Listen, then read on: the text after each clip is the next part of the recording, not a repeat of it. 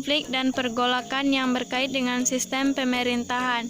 A. Pemberontakan PRRI dan Permesta. Munculnya pemberontakan PRRI dan Permesta bermula dari adanya persoalan di dalam tubuh Angkatan Darat, berupa kekecewaan atas minimnya kesejahteraan tentara di Sumatera dan Sulawesi. Hal ini mendorong beberapa tokoh militer untuk menentang Kepala Staf Angkatan Darat. Persoalan kemudian ternyata malah meluas pada tuntutan otonomi daerah. Ada ketidakadilan yang dirasakan beberapa tokoh militer dan sipil di daerah terhadap pemerintah pusat yang dianggap tidak adil dalam alokasi dana pembangunan. Kekecewaan tersebut diwujudkan dengan pembentukan dewan-dewan daerah sebagai alat perjuangan. Tuntutan pada Desember 1956 dan Februari 1957 seperti: A. Dewan Banteng di Sumatera Barat yang dipimpin oleh Letkol Ahmad Hussein. B. Dewan Gajah di Sumatera Utara yang dipimpin oleh Kolonel Maludin Simbolon. C. Dewan Garuda di Sumatera Selatan yang dipimpin oleh Letkol Barlian. D. Dewan Manguni di Sulawesi Utara yang dipimpin oleh Kolonel Vance J. Sumual. Dewan-dewan ini bahkan kemudian mengambil alih kekuasaan pemerintah daerah di wilayahnya masing-masing. Beberapa tokoh sipil dari pusat pun mendukung mereka, bahkan bergabung ke dalamnya, seperti Syafruddin Prawinegara, Bahrudin Harahap, dan Muhammad Nafsir.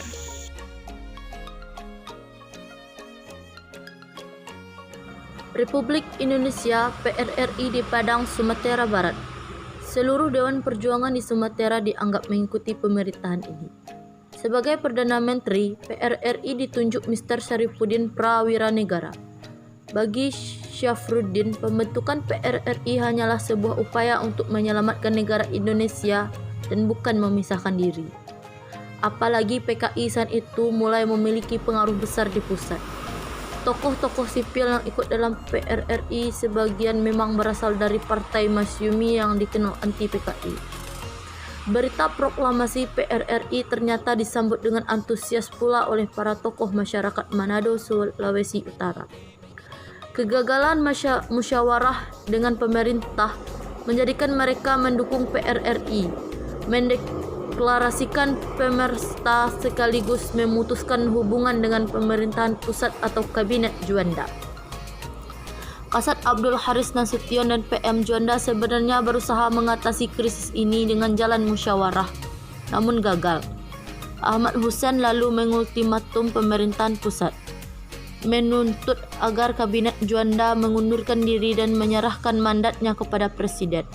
Tuntutan tersebut jelas ditolak pemerintahan pusat. Krisis pun akhirnya memuncak ketika pada tanggal 15 Februari 1956, Ahmad Hussein memproklamasikan berdirinya pemerintahan revolusioner. Persoalan negara federal dan BFO. Konsep negara federal dan persekutuan negara bagian BFO atau Bijen Concept for Federal Overlap tidak mau menimbulkan potensi perpecahan di kalangan bangsa Indonesia sendiri setelah kemerdekaan. Persaingan yang timbul terutama adalah antara golongan federalis yang ingin bentuk negara federal dipertahankan dengan golongan unitaris yang ingin Indonesia menjadi negara kesatuan.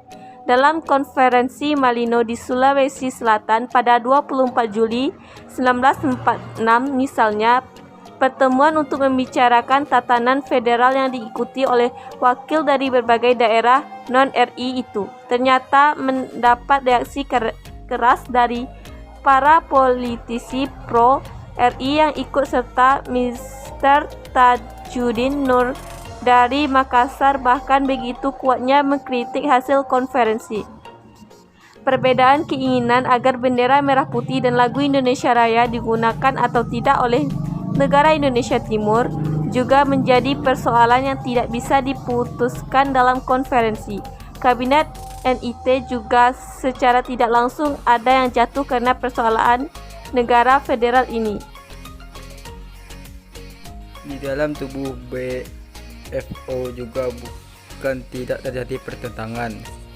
Sejak pertentangannya di Bandung pada bulan Juli 1948, BFO telah berpecah ke dalam dua kubu. Kelompok pertama menolak kerjasama dengan Belanda dan lebih memilih RI untuk diajak bekerjasama membentuk negara Indonesia Serikat. Kubu ini dipelopori oleh ide Anak Agung GDA Agung atau NIT serta RT Adil Pura Direja dan RT Juhana Negara Pasundan. Kubu kedua dipimpin oleh Sultan Hamid II Pontianak dan DRT Mansur Sumatera Timur.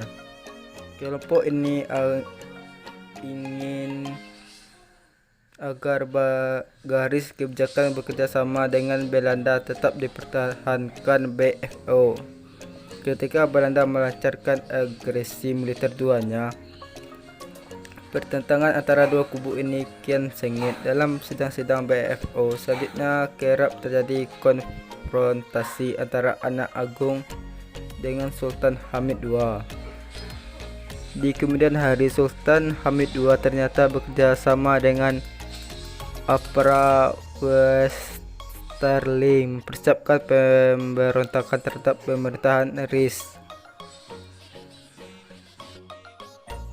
Setelah konferensi meja bundar atau KMB 1949, persaingan antara golongan federalis dan unitaris makin lama makin mengarah pada konflik terbuka di bidang militer. Pembentukan Angkatan Perang Republik Indonesia Serikat atau APRIS telah menimbulkan masalah psikologis.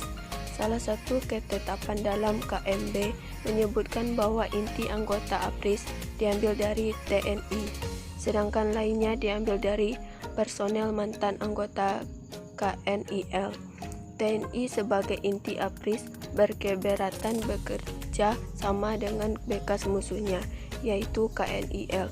Sebaliknya, anggota KNIL menuntut agar mereka ditetapkan sebagai aparat negara bagian dan mereka menentang masuknya anggota TNI ke negara bagian atau Taufik Abdullah dan Abe Lapian 2012.